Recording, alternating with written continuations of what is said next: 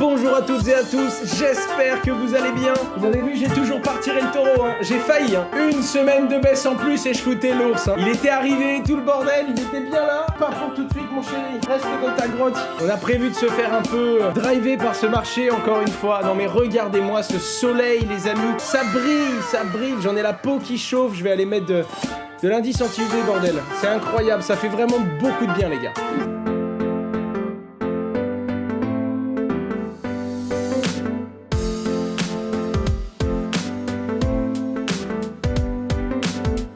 Asher, combien as-tu de bitcoin?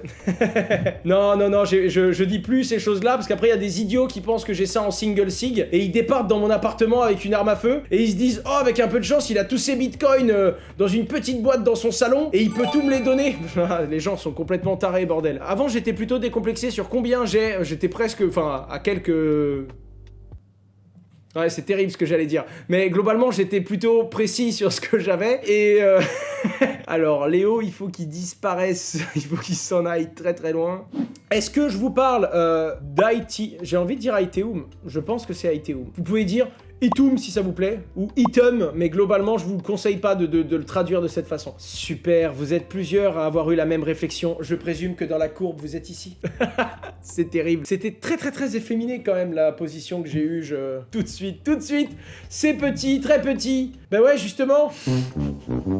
Ah là là là là, les amis, je vais nous calmer. Bon. Algo, viens me faire un câlin! Je veux de l'amour!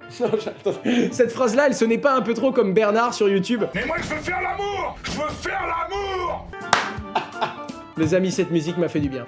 Owen, comme youtubeur, hein, votre chaîne Asher, bien sûr, quelle tendance est-ce que vous sentez quant à l'adoption de la thématique crypto auprès du grand public? Et est-ce que vous pensez que la chute récente des cryptos va freiner l'adoption en l'occurrence? Quoi qu'il arrive, quand les crypto-monnaies baissent, on en parle un petit peu moins. Et quand on en parle moins, il y a moins de gens qui découvrent ça. Là où ça freine un petit peu les nouveaux entrants dans le marché, ça ne freine pas du tout l'intérêt de ceux qui étaient déjà présents. Là où il y a 3-4 ans, on pourrait dire ok, il y a 2-3 gros points d'entrée pour les crypto-monnaies dans le monde. Aujourd'hui, on en est plus à se dire, c'est dingue, il y a tellement de personnes qui s'intéressent aux crypto-monnaies, certains arrivent et ne savent même pas ce que c'est Bitcoin, parce qu'ils viennent s'intéresser à quelque chose d'autre. Quand je regarde mes statistiques sur YouTube, par exemple, ma chaîne YouTube, qui touche à peu près un demi-million de francophones aujourd'hui, a une croissance d'environ 8% par mois. C'est-à-dire qu'il y a presque 35 à 40 000 nouvelles personnes qui s'abonnent à la chaîne, et on parle que d'un channel qui est YouTube, sachant qu'il y a plein d'autres réseaux. Donc c'est fou de se rendre compte à quel point même la baisse du prix des crypto-monnaies ne baisse pas l'intérêt que les gens ont envers cette technologie. C'est parti, les amis, je vous parle d'Itum avec cette musique en fond. Ce qu'il faut comprendre déjà, c'est que c'est le prochain launchpad qui va être annoncé de par l'incubateur d'Elrond à Dubaï. La musique stop. Non, je la laisse jusqu'à la fin, jusqu'à ce que ton cerveau fonde, mec. C'est trop tard maintenant, c'est fini. T'es venu sur ce live, ta vie sera plus jamais la même, mec. C'est comme Yu-Gi-Oh, frère. C'est terminé, t'es rentré dans la matrice, là c'est fini, t'as pris la mauvaise pilule. Ok, je coupe la musique, c'est bon, j'ai compris, ça vous fait chier, je coupe. Les amis, on avance. Alors, quel est le but? Vous savez qu'on rentre dans le web 3.0. Et globalement, là le truc c'est bientôt on va pouvoir écrire sur internet, consulter de l'information, mais être propriétaire de ce que l'on a écrit et construit, comme par exemple les NFT. Ça veut pas dire que vous devez imprimer des poulets ce soir, d'accord? Mais ce que je veux vous dire, c'est que la tendance est dedans. Le concept même s'articule autour de la formalisation de cette donnée que vous allez laisser sur internet, ces fameux NFMI, d'accord? C'est ça, être propriétaire de ces données et pouvoir les revendre. Alors là, je vois le mec qui dit « Oh là là, revendre moi-même mes données, quelle honte! La revente de données, c'est pas bien !» Ouais mon pote, mais aujourd'hui c'est Facebook qui le fait pour toi et qui prend du pognon sur ton dos. Alors globalement, si tu peux revendre ta donnée, et ensuite t'es pas obligé de le faire, évidemment. Imaginez par exemple, quel est l'un des plus gros mensonges de l'humanité? Et évidemment, j'ai plus de 18 ans. Imaginez un monde où on te demande, pour pouvoir rentrer sur un site pornographique, je veux ton nom, ton prénom, justificatif de revenus, ta domiciliation, je veux savoir si tu habites, je veux savoir si t'es marié aussi d'ailleurs, tiens, ton régime matrimonial.